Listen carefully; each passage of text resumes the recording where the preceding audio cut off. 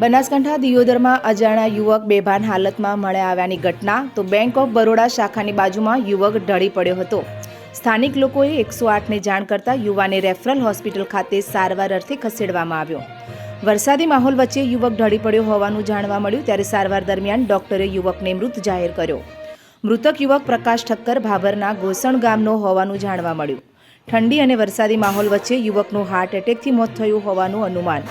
ત્યારે દિયોદર પોલીસ ઘટના સ્થળે દોડી આવી તપાસ હાથ ધરી। યુવકના મોતને લઈને પરિવારમાં છવાયો માતમ। તો એકના એક પુત્રને ગુમાવતા વૃદ્ધ માતા પિતાનો આક્રંદ। પોલીસે યુવકની લાશને પીએમ અર્થે ખસેડવામાં આવી। તો દિયોદર પોલીસે એડી મુજબ ગુનો નોંધી વધુ તપાસ હાથ ધરી।